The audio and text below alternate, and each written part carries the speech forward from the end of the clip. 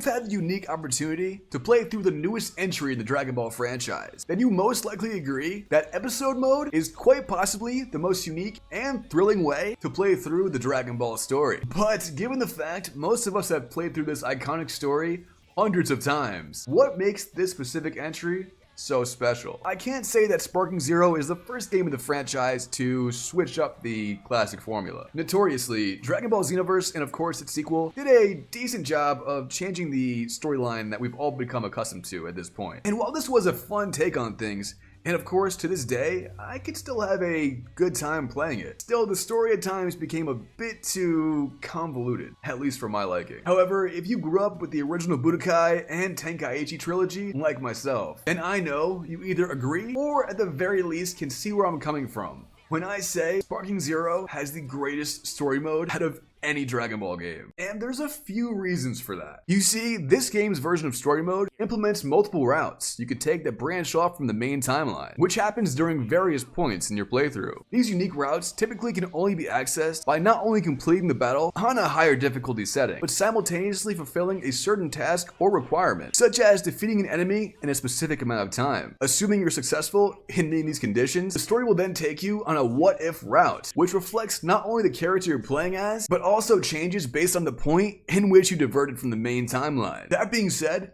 the sheer variety and different pathways, especially for main characters, is almost overwhelming in the best way possible, and adds so much replayability to the story. Not to mention, it is so damn refreshing. I mean, seriously, just a regular story mode from Raditz through Jiren would have been enough for me to buy the Ultimate Edition, but the fact they went so above and beyond, I mean, let's give props to the devs here. They really outdid themselves. For example, in the Buu Saga, you could choose to shake off Babdi's brainwashing, which in turn creates a new story, where Vegeta not only defeats the Demon King Dabura, but bitch-ass Babdi as well, in a timely manner no less. This results in Majin Buu never being born in the first place, and Goku and Vegeta having just enough time left over to properly fight in the tournament ring. And I have to admit, during this match, not being able to use supers or even ki blasts definitely threw me off guard. But as you guys know, I'm a sucker for a good challenge. My favorite iteration of the Saiyan Prince's saga is a route where Vegeta himself goes Super Saiyan 2 against Perfect Cell. This not only results in some badass fights, but also a father-son final flash. I never thought I'd see this day, man, but how cool is that? Fully animated, no less. However, while the hero, or in Vegeta's case, I guess,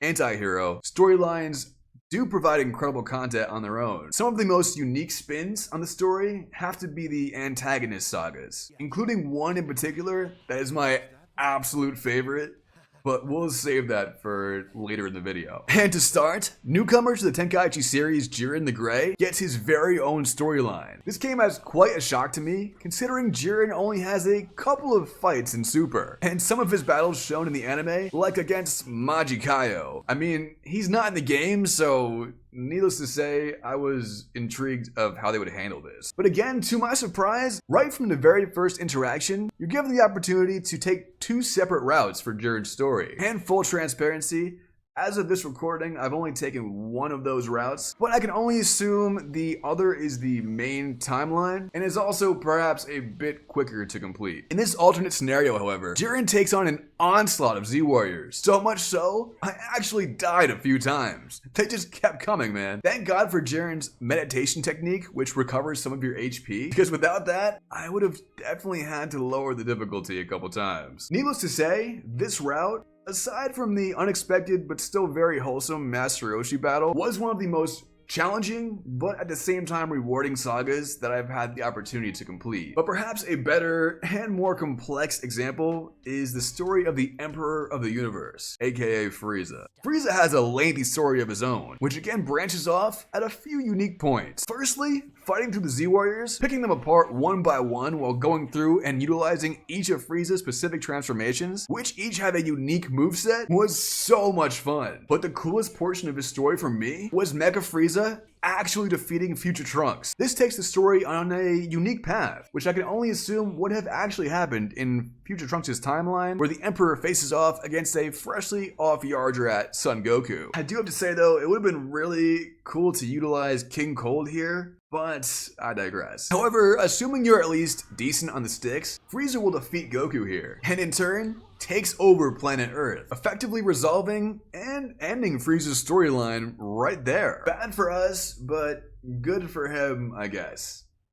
Proud of you, bro. Of course, you can always choose to go back and not complete the second objective, typically resulting in you following through the main storyline. And in Frieza's case, this results in you going through the Tournament of Power, unlocking Golden Frieza, and some other new characters along the way. Now, speaking of Golden Frieza, defeating him as Son Gohan will not only prevent Goku and Vegeta from returning to planet Earth. Oh no. It's so much cooler than that. It creates a timeline where one of, if not the most badass, unique, and unexpected scenarios occurred. Yeah, I'm talking about Gohan Black. Now, I won't exactly spoil the reasoning behind this massive change occurring because I want you guys to experience this for yourself. But the story is really cool and actually makes a lot more sense than I initially expected it to. Also, Goku Black is the best designed and definitely my favorite DBS villain, so this was much appreciated. I will say though, beyond this route for the most part takes Gohan down Goku's path.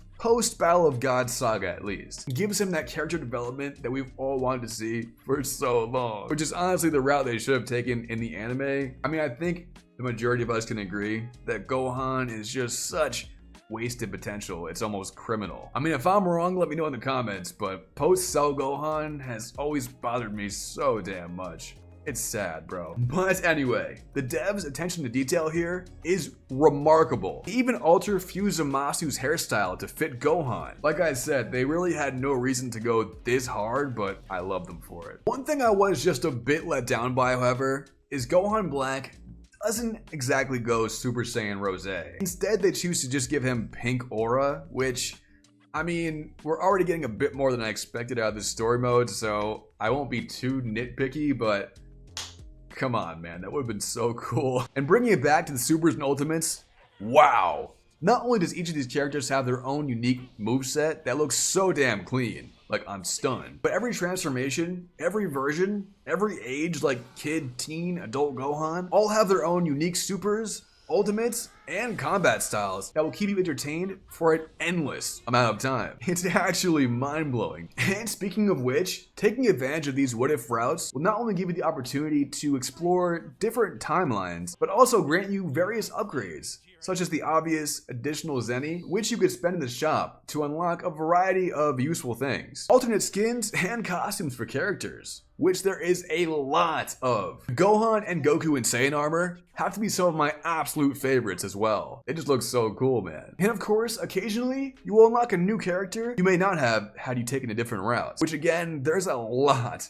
of characters, and they can be used in the other various modes available in the game. Speaking of which, I love how the max battle power you can accumulate for your team is 15. This creates an environment where you can't just choose 5 completely OP characters and absolutely dominate the competition. It's honestly a very smart and innovative way to create fairness in the competitive landscape. However, guys, if you're listening, please add more time to the character select screen, I beg you. Anyway, to wrap up part 2 of my Sparking Zero review, let's briefly debrief. It goes without saying, Sparking Zero's story mode is one of the most unique and fun experiences I've had playing through the Dragon Ball story in at least decades. Probably since the original Budokai series. And that's just because those 3 games are so nostalgic for me. I was absolutely captivated by the sheer amount of routes you can take for each of the characters. And not only that, but the sheer effort they took into developing an actual storyline for each of the 8 characters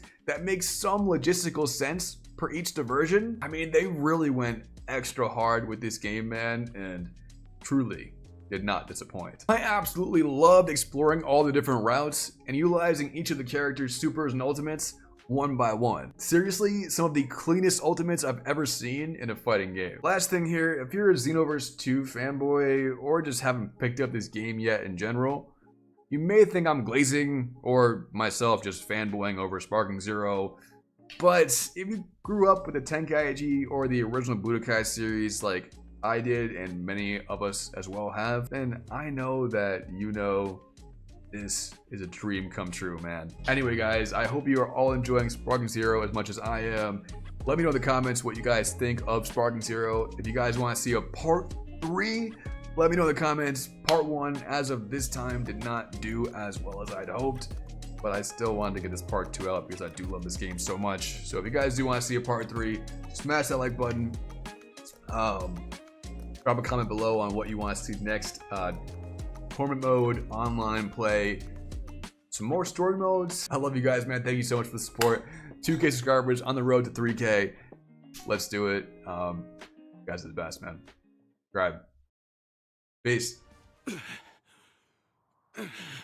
You really did it, Father. Way to go, Vegeta! Don't you ever doubt me again.